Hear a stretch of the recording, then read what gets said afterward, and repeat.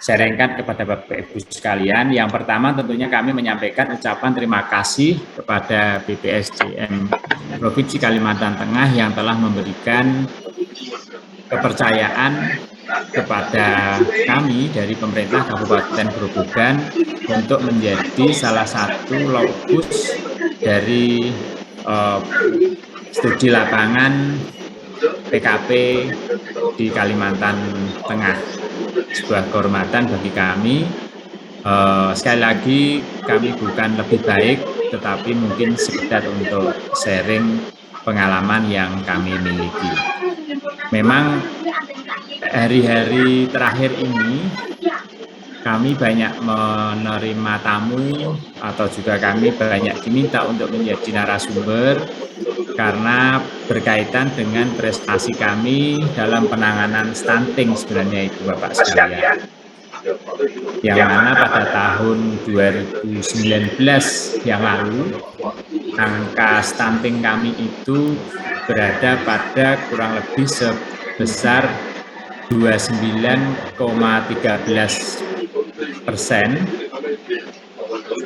Walaupun upaya yang sudah kami lakukan itu sebenarnya sudah bertahun-tahun, namun rupanya hasil ini baru bisa kita nikmati pada tahun 2021 kemarin, di mana angka stunting kami bisa turun sampai angka 9,6%. Inilah upaya lompatan kami yang luar biasa yang kemudian oleh pemerintah pusat atau juga oleh provinsi diberikan apresiasi sehingga kemudian banyak daerah yang ingin bersharing dengan kami. Dan sebenarnya juga informasi yang kami terima Ibu Bapak sekalian dalam PKP ini nanti secara khusus juga akan ada room atau forum untuk sejauh mana upaya kita dalam penanganan stunting ini. Namun demikian pada saat ini sebelumnya kami akan menyampaikan atau akan diberi waktu untuk menyampaikan hal yang menyangkut tentang pelayanan publik di Kabupaten Grobogan. Bapak Ibu yang kami hormati, kami ingin bercerita dulu memberikan gambaran sekilas tentang kondisi umum Kabupaten Grobogan.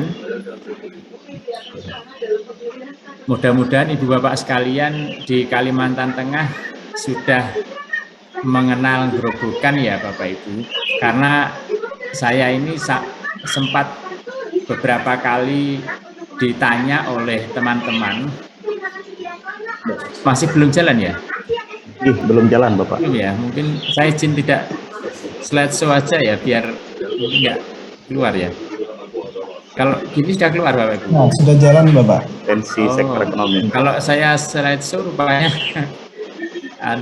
slow respon mungkin ya. Saya coba gimana?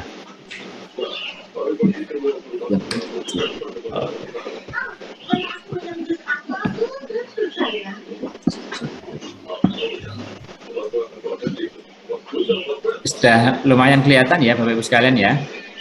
Ya, kelihatan. Sudah Pak. Baik, kami lanjutkan. Jelas Pak. Ya. Beberapa teman-teman kami, alhamdulillah karena kami juga punya teman di seluruh wilayah Indonesia, karena mohon izin kami memang pernah berpendidikan di Jatinangor, jadi teman-teman kami ada di semua wilayah di Indonesia ini. Ada yang bertanya, Mas, Grobogan itu mana sih kok di peta nggak ada gitu? Mungkin sebagian peta yang tampil itu namanya Purwodadi Bapak Ibu sekalian. Jadi di Jawa Tengah itu ada salah satu kota namanya Purwodadi. Nah, Purwodadi itulah sebenarnya ibu kota dari Kabupaten Grobogan. Maka ada teman-teman yang ngejek saya, itu Grobogan itu mana sih Mas? Ya kalau nggak ada Grobogan, Purwodadi itulah Kabupaten Grobogan. Jadi kami adalah salah satu kabupaten di Jawa Tengah ya, di antara 35 kabupaten yang ada di Jawa Tengah.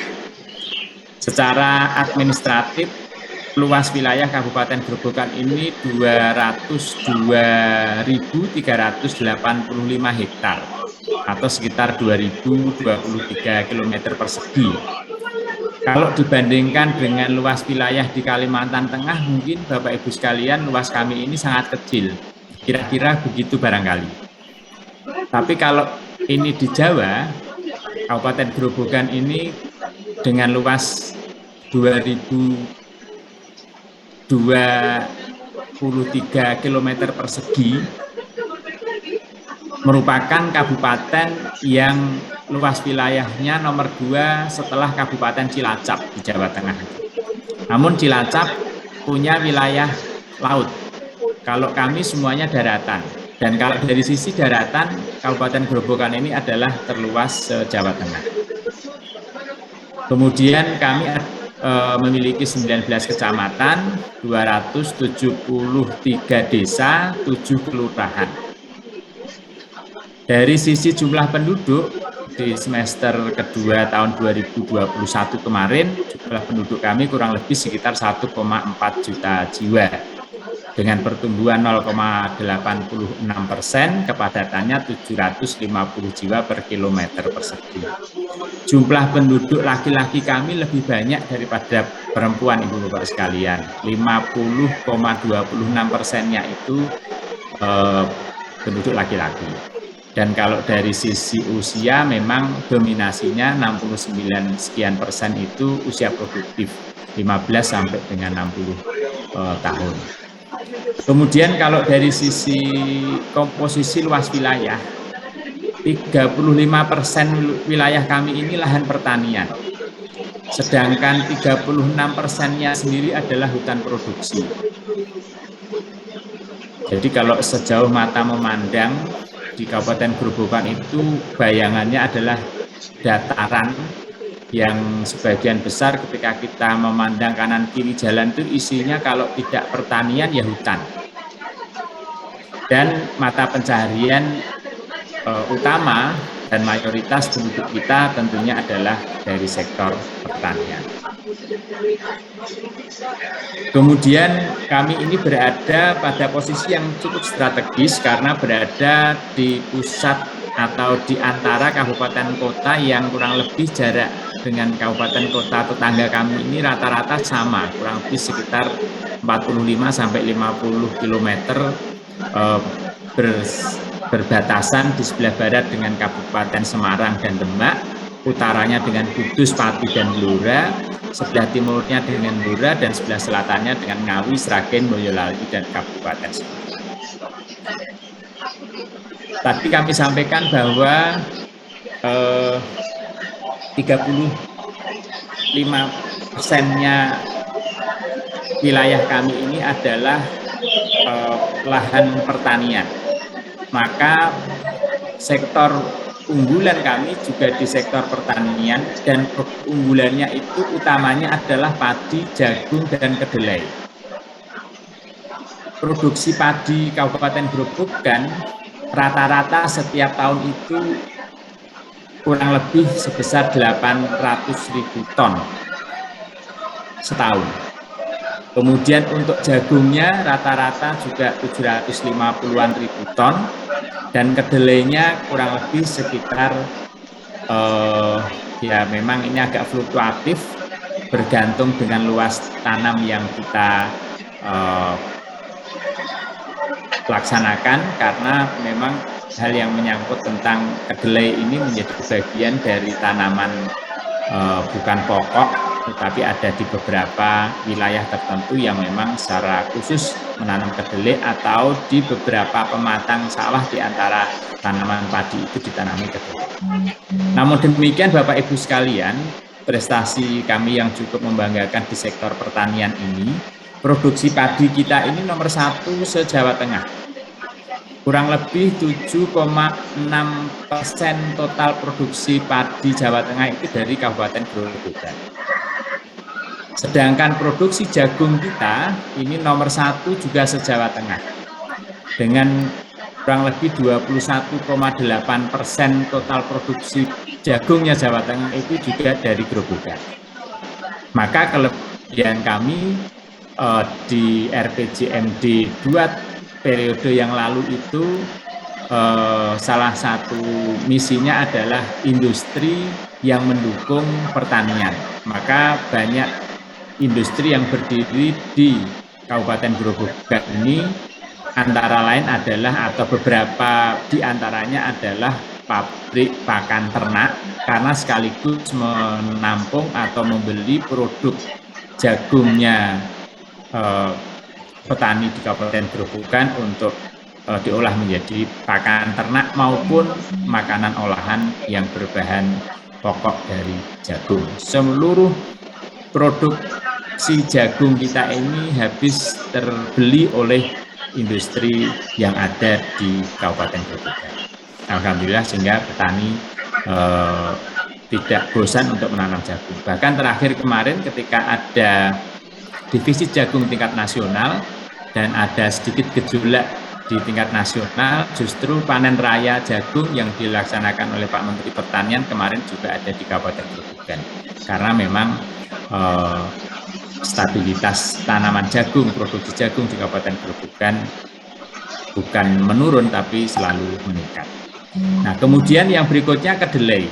Kedelai kita ini juga nomor 1 se-Jawa Tengah. 36%-nya produk kedelai Jawa Tengah itu juga dari Grobogan. Dan yang lebih menarik lagi bahwa kedelai kami ini adalah kedelai varietas unggul Grobogan yang sudah mendapatkan sertifikasi dari LIPI maupun dari Kementan. Dan sebagian besar di antara produksi kedelai kita ini adalah untuk bibit. Jadi memang kita menanam jagung untuk kebutuhan bibit varietas unggul Grobogan. Di luar padi jagung kedelai, sebenarnya juga banyak produksi hortikultura di kita. Kita juga produsen semangka, melon, kemudian juga beberapa hortikultura yang lain seperti bawang merah. Dan di bidang peternakan, produksi sapi kita juga nomor 2 se-Jawa Tengah, Bapak Ibu sekalian. Kurang lebih 10,9% total produksi Jawa Tengah untuk sapi ini adalah dari Kabupaten Grobogan. Itu hal yang menyangkut tentang sektor pertanian. Ibu Bapak yang kami hormati, tadi sekilas tentang Kabupaten Grobogan. Selanjutnya mohon izin kami ingin masuk ke ranah pelayanan publik, namun demikian izinkan pula kami memulai dari visi misi tujuan dan sasaran pembangunan 2021-2026 sebagaimana RPJMD Kabupaten Grobogan 2021-2026. Visi dari pembangunan Grobogan sesuai dengan RPJMD 21-2026 adalah terwujudnya Grobogan yang lebih sejahtera, berdaya saing, beriman, dan berbudaya. Periode 5 tahun RPJMD kami ini adalah periode tahun terakhir untuk RPJP atau Rencana Pembangunan Jangka Panjang Kabupaten kami yang sampai dengan tahun 2025. Jadi visi RPJP kami tentunya setelah kita laksanakan selama 20 tahun ini akan kami tutup penyelesaiannya dengan visi RPJMD yang 5 tahunannya ini di periode 21-2026 dengan visi terwujudnya Grobogan yang lebih sejahtera, berdaya saing, beriman, dan berbudaya. Yang kami jabarkan dalam 5 misi. Pertama berkaitan dengan kualitas sumber daya manusia yang berdaya saing. Kemudian yang kedua berkaitan dengan infrastruktur daerah yang merata dengan memperhatikan kelestarian lingkungan dan risiko bencana. Yang ketiga ekonomi yang berbasis potensi unggulan. Kemudian yang keempat tentunya ya nanti yang akan berkaitan dengan pelayanan publik ini, yaitu reformasi birokrasi dan peningkatan kualitas tata kelola pemerintahan. Dan misi yang terakhir adalah implementasi nilai-nilai keimanan dan budaya dalam kehidupan masyarakat. Tentunya dalam menetapkan visi misi ini sudah sangat mempertimbangkan dari isu-isu strategis yang ada dan kemudian juga menyelaraskan baik tadi dari dokumen RPJP kabupaten, kemudian juga tentunya dengan RPJMN, dan tidak luput pula dari RPJMD-nya Provinsi Jawa Tengah. Bapak Ibu yang kami hormati, dalam RPJMD kami memiliki 10 program unggulan. Program unggulan yang pertama adalah gerakan pendidikan untuk semua dan peningkatan kompetensi SDM. Kemudian salah satu bentuk gerakan pendidikan semua dan peningkatan kompetensi SDM itu dengan apa sih? Karena kita memiliki isu strategis anak tidak sekolah dan juga dewasa tidak sekolah itu lumayan tinggi berdasarkan data Susenas 2018 dan 2019, maka program unggulan ini kami implementasikan dalam pengembalian anak tidak sekolah dan juga dewasa tidak sekolah. Kemudian program unggulan yang kedua adalah gerakan cegah stunting dan penurunan kematian ibu dan bayi. Ini juga untuk menjawab isu strategis berkaitan dengan semula masih tingginya angka stunting kita dan juga cukup tingginya angka kematian ibu dan bayi di Kabupaten Grobogan. Maka implementasi dalam gerakan ini diantaranya adalah gerakan cegah stunting atau yang kami singkat dengan gecek stunting. Gecek itu kalau bahasa Jawanya diinjak sampai hilang sampai habis gitu loh Bapak Ibu sekalian. Kemudian juga gerobak manak, gerobokan bersama atasi kematian emak dan anak, ini juga dalam rangka untuk upaya penurunan angka kematian ibu dan bayi balita.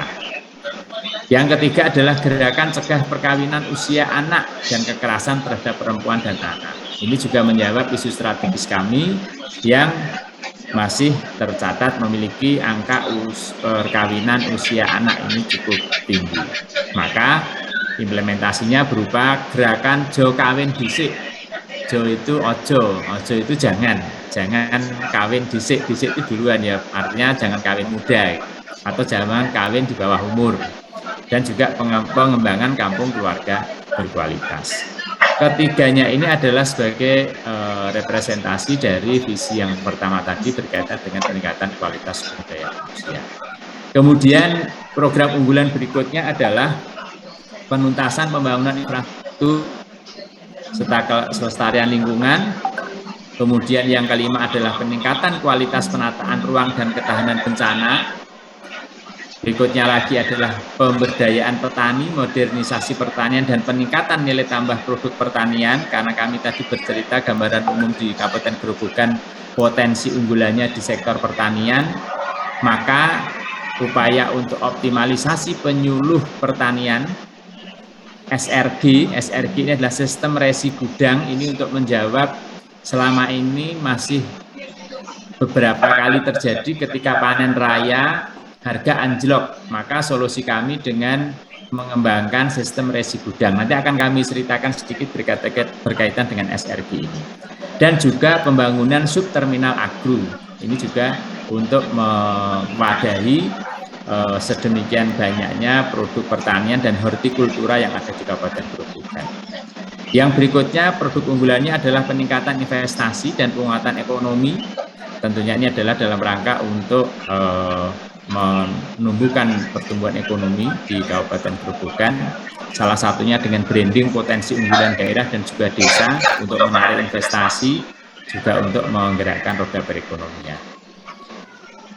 Yang kedelapan, yang ini juga tentunya berkaitan dengan materi hari ini, yaitu pelayanan publik. Saya kira sudah menjadi branding di semua daerah ya, kita ingin pelayanan publik yang inovatif, perwujudan Smart ASN, menyongsong Smart ASN 2024, dan juga Grobogan Smart City yang sudah menjadi tuntutan pada era sekarang Smart City ini. Ya, tentunya dengan implementasi MPP, kami alhamdulillah sudah memiliki mall pelayanan publik, kemudian juga digitalisasi birokrasi dan pembentukan Command Center. Ini upaya peningkatan saja karena sebenarnya sudah berjalan. Dua program unggulan terakhir adalah peningkatan nilai-nilai toleransi antar umat beragama dan juga pengembangan dan intoleransi nilai seni, budaya, dan sejarah lokal gerobokan. Itulah Bapak Ibu sekalian, visi inti dari RPJMD kami, visi, misi, dan 10 program unggulan yang tentunya secara keseluruhan kita jabarkan masing-masing visi misi itu melalui tujuan, kemudian sasaran, program, kegiatan, beserta masing-masing indikatornya. Bapak Ibu sekalian masih setia mendengarkan ya, mohon izin. Siap, Bapak. Barangkali kalau terlalu monoton, mudah-mudahan tetap semangat untuk Ibu Bapak sekalian. Masih tetap semangat. Ya, masih Pak. Semangat, saya Pak. Diberi waktu sampai jam berapa ya, Pak? Ya, Pak Ustadz bisa lihat ya. Sampai jam 10, Pak. Ya, mudah-mudahan tidak sampai jam 10 sudah selesai ya. Ibu Bapak sekalian, tadi ketika sudah kami sampaikan visi misi program unggulan, nah indikator kinerja kami di bidang pelayanan publik memang kami tetapkan di dalam RPJMD ini. Indikator tujuannya adalah indeks reformasi birokrasi. Sampai di akhir RPJMD atau di posisi awal, di kondisi awal ini indeks reformasi birokrasi kami ada pada angka atau klasifikasi B, Ibu Bapak sekalian. Mohon maaf kalau di antara Ibu Bapak sekalian sudah memiliki nilai indeks reformasi birokrasi jauh lebih tinggi dari kami. Maka di awal tadi kami sampaikan ini sekedar sharing session karena sebenarnya belum cukup baik Bapak Ibu. Kami yang diberi tugas sebagai perencana daerah, saya sebagai Kepala Bapeda belum cukup puas dengan kinerja pelayanan publik kami, namun kita terus berupaya karena di samping kekurangan tentunya juga beberapa di antaranya kami punya prestasi yang nanti sedikit kami ceritakan. Kemudian di akhir RPJMD nanti kami mentargetkan tidak terlalu muluk-muluk karena ini tidak persoalan yang mudah, kami hanya mentargetkan BB belum sampai A apalagi AA, namun nilainya harus terus meningkat. Terus kemudian di indikator sasarannya rata-rata nilai IKM, indeks inovasi daerah, indeks sistem pemerintahan berbasis elektronik, nilai sakit, maturitas SPIP, opini BPK, juga indeks merit system. Nah, beberapa capaian kami ini akan kami tampilkan, tapi mohon bahasa Jawanya atau kalau orang Jawa Tengah, orang Gerobokan mengatakannya jangan diisin-isin ya, jangan di apa istilahnya ya, jangan di ejek atau dirasani gitu. Ternyata nilainya ya masih jauh lebih baik dari kabupaten dan kota Ibu Bapak sekalian barangkali. Ini sekilas kami sampaikan. Indeks reformasi birokrasi kami di 2021 ini memang baru 64,73 Ibu Bapak sekalian. Maka kategorinya masih B, B-nya juga masih B kurus ya. Masih B kurus ini ya. Kemudian nilai sakit kami juga masih 63,0 ya belum cukup baik. Untuk opini BPK atas LKD kami alhamdulillah sudah 6 kali kami berturut-turut wajar tanpa pengecualian. BTP sudah 6 kali ini. Kemudian indeks kepuasan masyarakat ya semakin tahun terus meningkat, alhamdulillah tahun 2021 kemarin 83,06. Maturitas SPIP kami di level 3, APIP juga level 3, SPBE kami ini 2020 3,0 tapi 2021 ini 2,5. Kemarin kami sempat merapatkan ini, ternyata memang ada pola formula penghitungan yang baru. Tapi biasanya ini alasan kita ya, karena ada indikator baru dalam formula cara penghitungan indeks SPBE ini justru malah turun. rata-rata di kabupaten kota di Jawa Tengah turun, Bapak Ibu sekalian. IP ASN kita juga anjlok ini.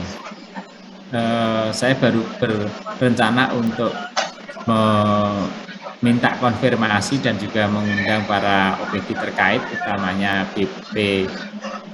BKPPD ya, yang kami beri tugas tanggung jawab sesuai dengan urusan yang dilaksanakan. Salah satu indikator kinerjanya OPD BKPPD kalau di kami ini Badan Kepegawaian, Pelatihan dan Pendidikan Daerah.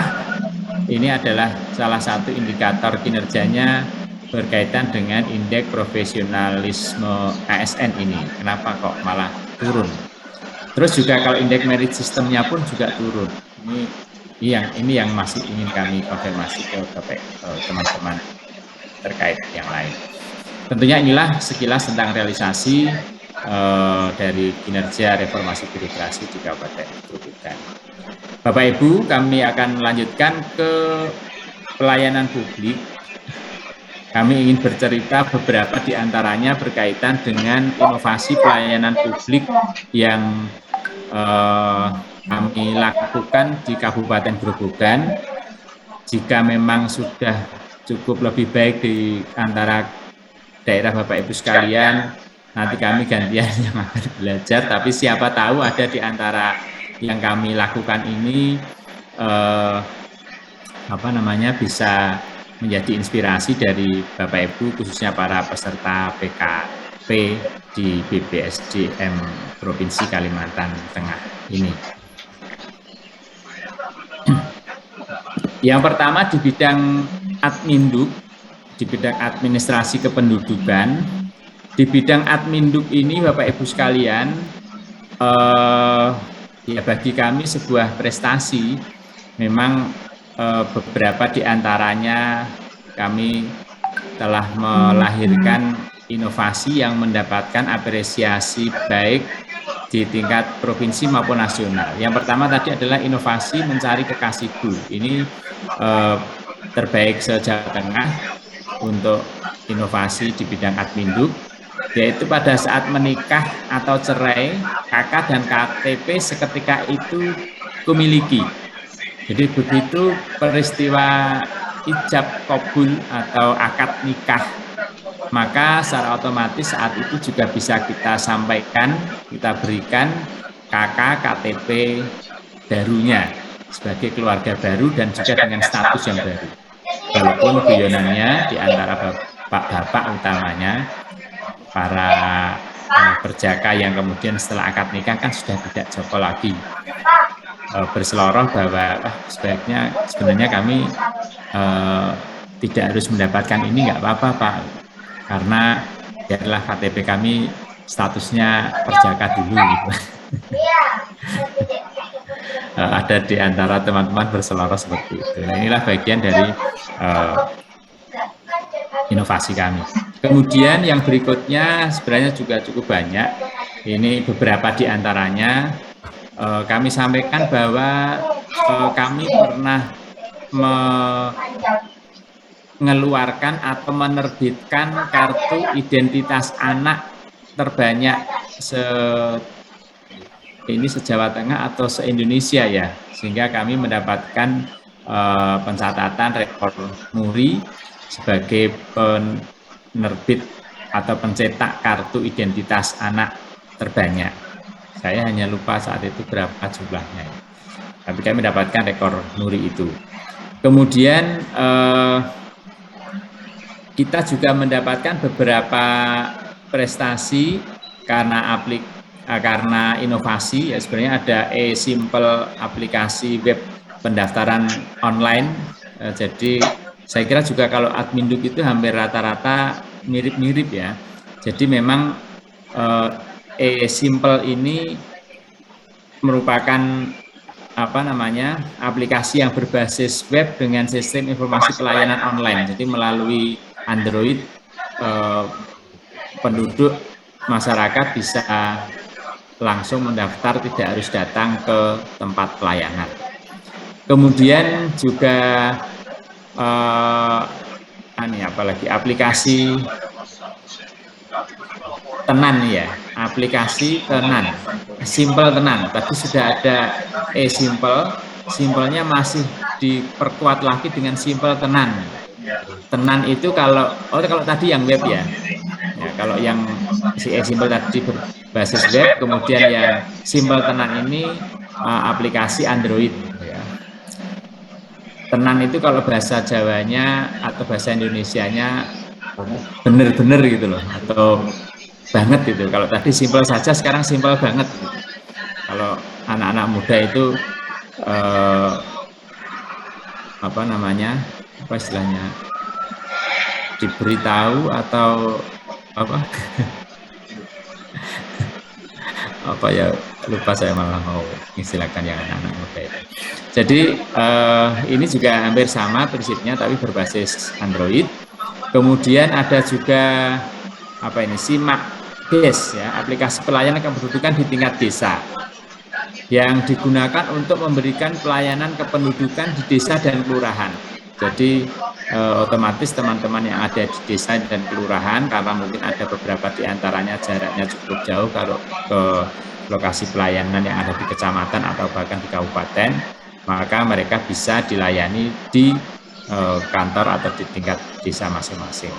Sebenarnya banyak sekali ya, mungkin tidak saya sampaikan satu persatu. Ada juga Dukcapil Go Digital.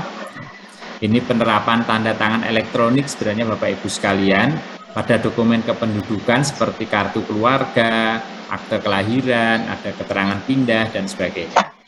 Ada juga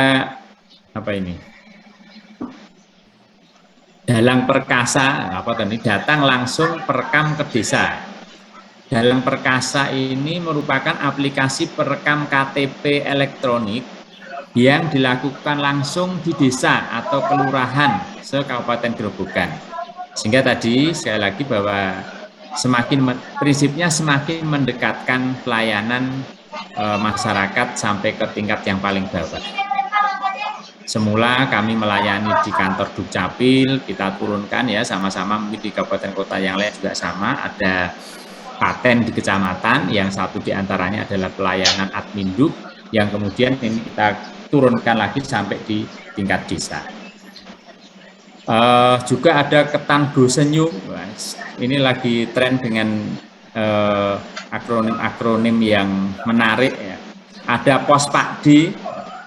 Pos Pakdi ini juga prinsipnya tadi sama, mendekatkan pelayanan Adminduk sampai di tingkat desa atau kelurahan.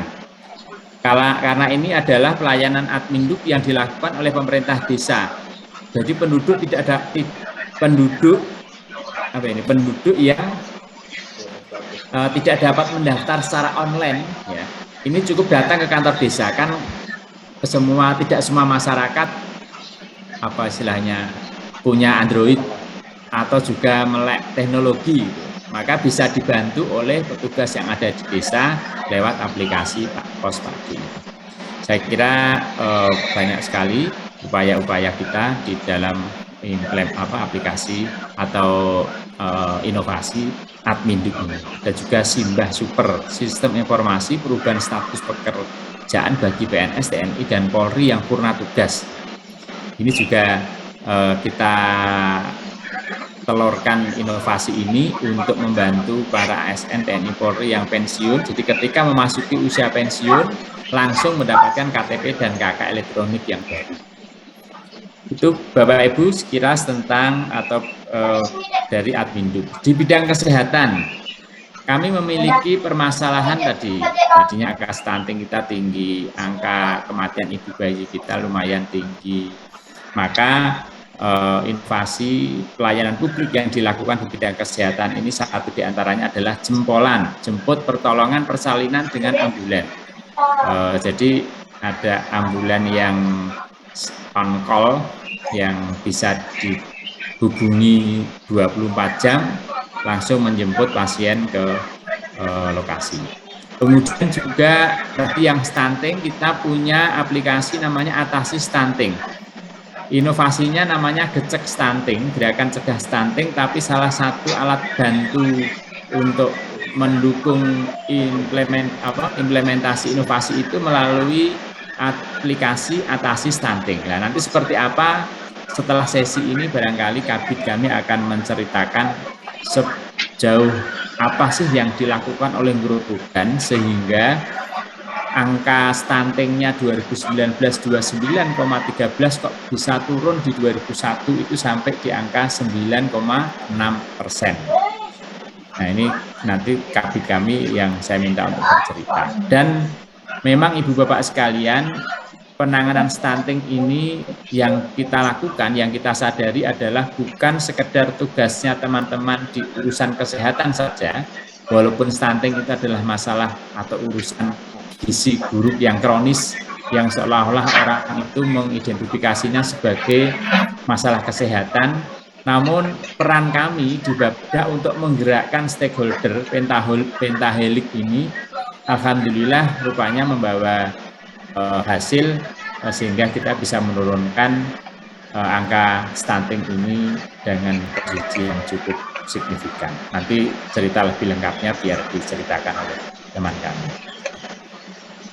Upaya untuk pelayanan publik di bidang kesehatan ini memang sampai kami lombakan itu Bapak sekalian. Dari semua puskesmas yang ada itu harus mengeluarkan minimal satu inovasi untuk pelayanan bidang kesehatan. Sehingga di masing-masing puskesmas kami aktif punya inovasi.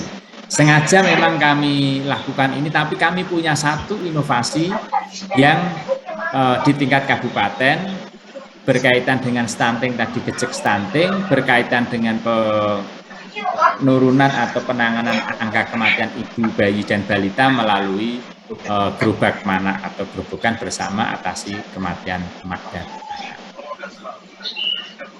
Nah, ini yang kami tampilkan adalah beberapa inovasi yang dilakukan oleh teman-teman di puskesmas.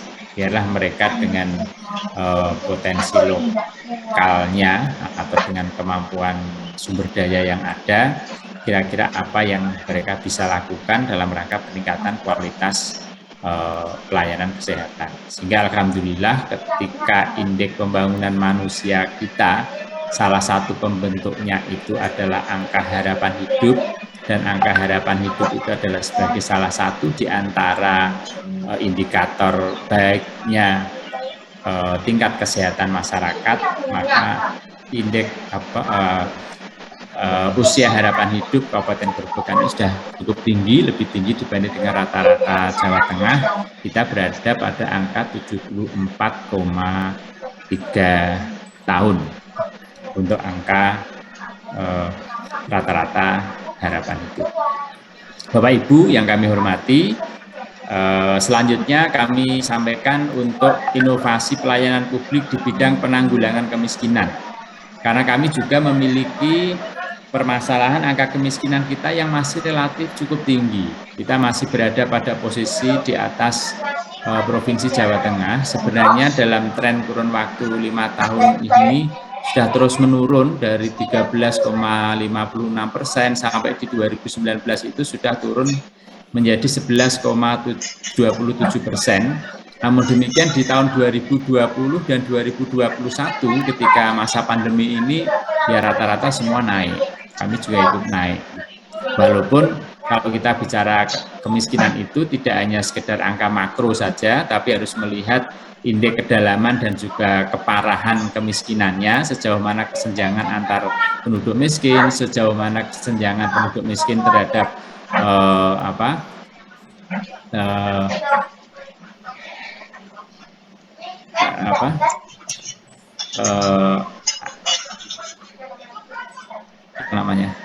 sampai lupa. Sehingga kita tidak hanya melihat angka kemiskinan itu semata-mata dari kondisi makro, walaupun memang yang terekspos itu adalah angka makro. Tadi yang saya maksud tadi ya, indeks kedalaman itu adalah sejauh mana kesenjangannya, keparahannya itu sejauh mana para penduduk miskin ini dengan garis kemiskinannya, garis kemiskinan. Jadi Bapak Ibu sekalian, ini adalah inovasi pelayanan publik kami di bidang penanggulangan kemiskinan dengan tagline namanya Gebertaskin, Gerakan Bersama Pengentasan Kemiskinan. Yang pada intinya adalah memang kolaborasi menggerakkan secara bersama-sama untuk ngeroyok bareng istilahnya kalau di Jawa, kolaborasi pentahelik. Jadi dari semua unsur pentahelik, baik itu pemerintah, kemudian dunia usaha, masyarakat sendiri, ya baik masyarakat secara individu maupun dalam kelompok organisasi, kemudian akademisi, tadi dunia usaha sudah ya, terus termasuk juga media. Kita bergerak bersama. Pemerintah itu juga sampai di level pemerintah desa, sehingga kita mengatur masing-masing itu dengan siapa berbuat apa, semua sudah kita formulakan dalam sebuah peraturan bupati tentang rencana aksi daerah gerakan bersama pengentasan kemiskinan. Yang pada prinsipnya adalah bagaimana pengurangan beban pengeluaran masyarakat miskin, kemudian bagaimana meningkatkan kemampuan dan pendapatan masyarakat miskin, yang berikutnya lagi adalah pengembangan dan menjamin keberlanjutan untuk UMKM, karena UMKM ini menjadi sumbu utama perekonomian di level yang paling bawah, dan juga sinergi kebijakan dalam program penanggalan kemiskinan, supaya tidak masing-masing bergerak sendiri-sendiri, sehingga perlu kita sinergikan untuk masing-masing kebijakan dalam program penanganan atau penanggulangan kemiskinan. Berikutnya lagi di bidang pendidikan, tadi kalau kami sampaikan ada angka Susenas tahun 2018 dan 2019 terhadap angka anak tidak sekolah atau dewasa tidak sekolah kita cukup tinggi, maka pelayanan publik yang kita lakukan, kita buat sebuah inovasi namanya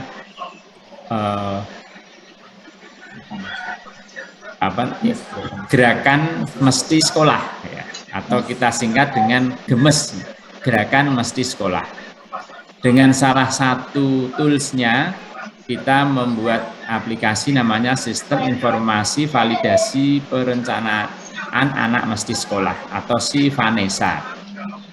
Bukan Vanessa yang kemarin kecelakaan di tol itu ya.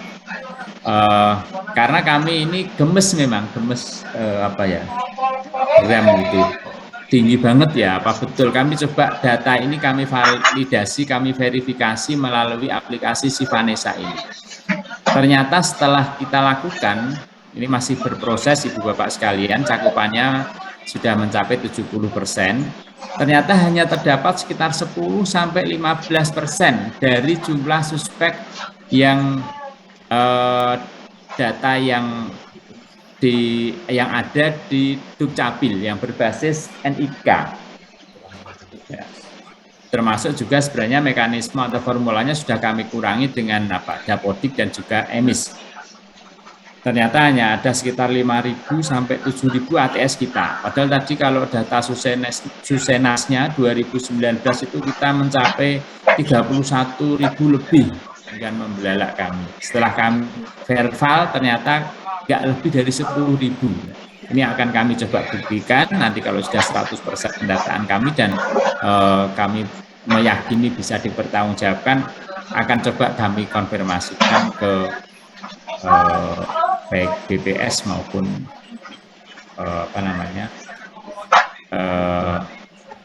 litbangnya Kemendikbud mungkin ya. Bapak Ibu sekalian, selanjutnya upaya kami di bidang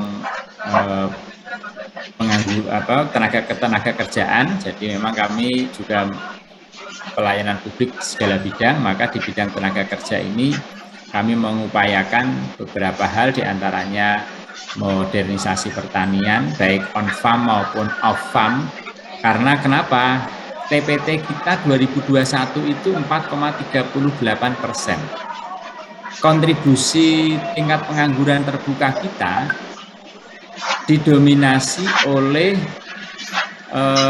lulusan SMU 7,5%, kemudian SMK-nya 7,16%, universitasnya 6,6%, dan SD ke bawahnya sekitar 2,28%. Artinya penduduk usia pendidikan atau usia produktif ya, di bawah 35 tahun ini kok kayaknya sudah tidak cukup tertarik dengan sektor pertanian. Maka kita coba untuk modernisasi pertanian ini baik on farm maupun off farmnya supaya generasi muda ini tertarik pada sektor pertanian, di mana 36% wilayah kami tadi adalah pertanian dan sektor unggulan kami juga pertanian. Mayoritas penduduknya yang usia sepuh ini juga petani.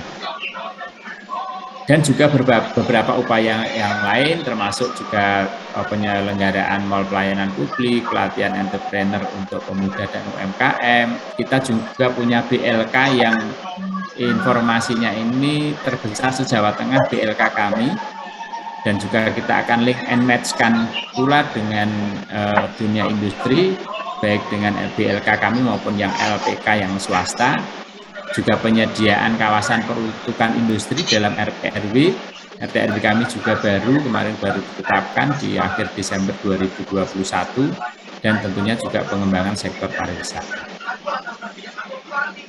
Penguatan pemberdayaan UMKM kami lakukan dengan berbagai macam upaya, ini juga upaya pelayanan publik di bidang perekonomian dengan gerakan Ayo Jajan, gerobokan Great Sale, pembinaan UMKM, channeling pemasaran, penumbuhan UMKM dan wisata desa. Juga kemudian akses permodalan dengan kredit jam kerja dengan memberikan penyertaan modal, kemudian juga penyaluran KUR dan juga bekerjasama dengan pihak dunia usaha. Bapak Ibu, kami juga membangun beberapa sarana prasarana pusat penjualan pemasaran produk UMKM. Kemudian juga kami memiliki beberapa inovasi pelayanan publik yang alhamdulillah kemarin pada saat kompetisi inovasi pelayanan publik KIPP yang dilaksanakan oleh Kemenpan RB, yang pertama ini adalah rumah kedelai gerobokan. Kami punya produksi kedelai tadi yang kami sampaikan, bagus, maka kami punya namanya rumah kedelai gerobokan. Silahkan Bapak Ibu sekalian saya tawarkan untuk datang ke Grobogan untuk melihat rumah kedelai gerobokan kami, RKG Grobogan. Alhamdulillah dalam KIPP kemarin masuk dalam top 15, masuk top 15, menuju ke top 5 tetapi memang masih belum berhasil. RKG ini merupakan pelayanan informasi dan edukasi one stop learning Bapak Ibu sekalian, baik itu seed center, learning center, rumah tempe higienis, tahu higienis, rumah kemas dan juga promotion center, soybean resto. Jadi ada sekian banyak pelayanan publik dalam satu ruang atau dalam satu kawasan dalam rumah kedelai gerobokan yang ada di Kabupaten Grobogan. Ya, dengan branding kedelai melalui berbagai macam media sosial, pameran, festival. Kami juga pernah mendapatkan rekor muri tempe terbesar. Kemudian juga pernah mendapatkan Rumah Kedelai Award. Kita sudah mengedukasi lebih dari, bahkan posisi sekarang sudah lebih dari 300 kelompok. Kemudian juga lebih dari 30-an petani, pengrajin UMKM yang menggunakan jasa promotion center kita. Dan juga sudah ada 12 provinsi, 25 kabupaten, 5 perguruan tinggi yang bekerja sama dengan kita. Bahkan ada yang sudah mereplikasi RKG kita ini. Kemudian yang lain di samping RKG kami juga punya sistem resi gudang atau SRG. Ini juga dalam KIPP, kompetisi inovasi pelayanan publik kemarin kami masuk dalam top 45, top 45. Yaitu pengelolaan pasca panen komoditas pertanian melalui sistem resi gudang. SRG ini sebenarnya dulu adalah program nasional, tapi rata-rata SRG ini mati suri. Nah, ini saya harus ingatkan ke teman-teman Kabid dan juga rekan-rekan kami ini. Besok lagi kalau bikin slide ini yang cerah itu, jangan yang di atasnya mendung. Kalau yang di atasnya mendung seolah-olah suram gitu. Kalau di atasnya cerah kan. Tidak apa-apa Pak, tidak apa-apa. Tapi saya ingin menceritakan sedikit ini tentang SRG ini. Jadi kalau sebagian besar penduduk atau masyarakat petani kita pada saat panen raya itu kan hampir terjadi di rata-rata daerah gitu ya. Angka harganya pasti anjlok di bawah harga rata-rata pasar. Nah, dengan melalui SRG ini adalah sebenarnya pola untuk tunda jual ya, tunda jual. Jadi kita beli dulu petani ini, kita minta untuk menyimpan dulu hasil panennya. Tapi ketika petani kita ini kan pengennya sekali panen ya harus dapat uang, karena mereka uang ini ya hanya gali lubang tutup lubang gitu. Jadi tapi kita beri dulu untuk kebutuhannya. Kita bayar dulu tapi kita simpan, baru nanti dijual pada saat harga sudah stabil dengan sistem resi ya. Nah, modifikasi SRG ini ada 3 pilar Bapak sekalian. Yang pertama adalah sosial, ini dengan cara pola jemput bola, kemudian uji mutunya, kemudian pengembangan pola kemitraannya, di mana bayar misalnya untuk kebutuhan-kebutuhan pupuk, kebutuhan obat-obatan, benih itu bisa dipinjami dulu, nanti bayar pada saat sudah panen. Dan tentunya juga tidak dengan bunga yang seperti perbankan. Juga pemberian insentif dan juga asuransi bagi petani. Kemudian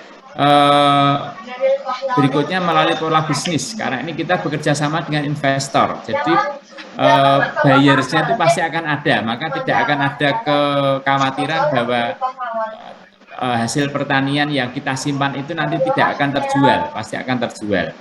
Juga tentunya dengan membranding produksi padinya ini setelah diolah menjadi beras, dengan branding beras kita adalah beras Rikandi, kemudian melakukan promosi dan juga bermitra dengan pihak swasta yang sudah dalam hal ini adalah BPNT, ini Badan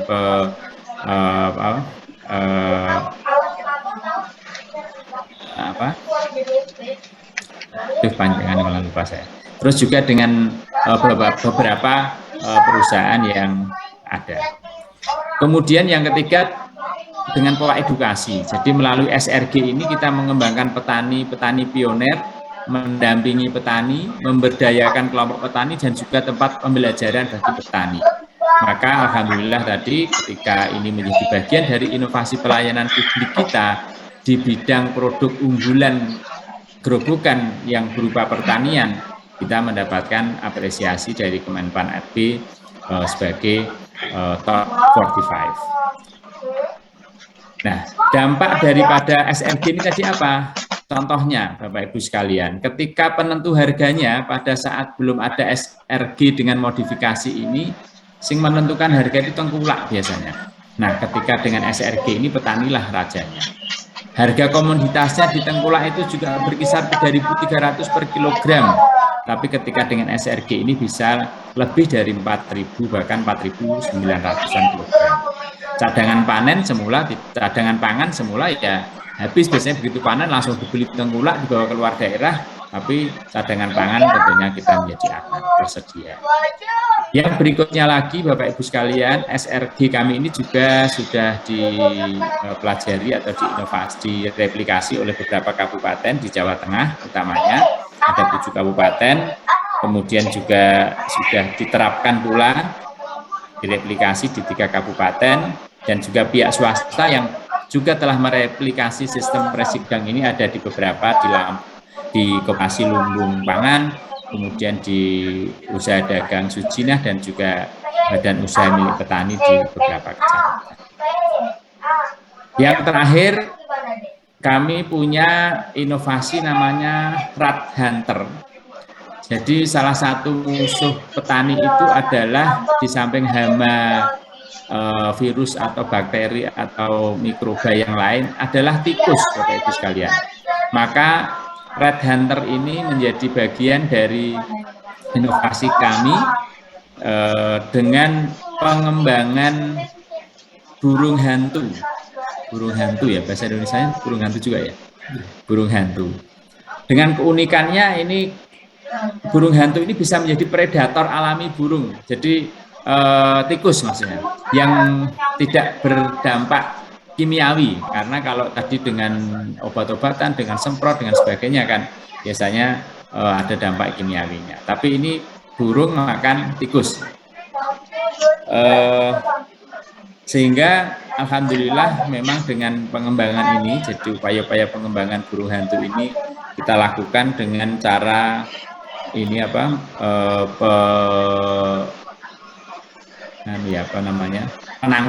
penangkaran burung hantu atau Tito alba, karena satu burung hantu ini bisa makan 6-9 ekor dalam satu malam. Sepasang Tito alba itu bisa mengamankan 5-10 hektar sawah. Ini studi empiris kita. Maka kita buatkan penangkaran tadi, termasuk kita buatkan kandang karantinanya dulu untuk burung hantu Tito albanya ini ketika burung sakit atau burung yang anakan, supaya tidak melepaskan diri ke alam sehingga nanti tidak ada di wilayah itu. Kita bangunkan juga banyak rumah-rumah burung hantu yang ada di hampir setiap persawahan di lahan pertanian atau sawah kita. Dengan burung hantu ini, alhamdulillah semakin terus meningkat populasi burung hantunya, semakin banyak pula tikus yang bisa dimangsa, maka kontribusi tidak langsungnya tentunya peningkatan produksi padi yang setiap tahun, tapi di awal tadi juga sudah kami sampaikan, selalu ada peningkatan. Meskipun ini tidak otomatis langsung dengan adanya rat hunter, dengan adanya burung hantu langsung produksi meningkat, karena faktor peningkatan produksi itu kan banyak faktor. Satu diantaranya kita upayakan pembasmi hama tikusnya melalui rat hunter.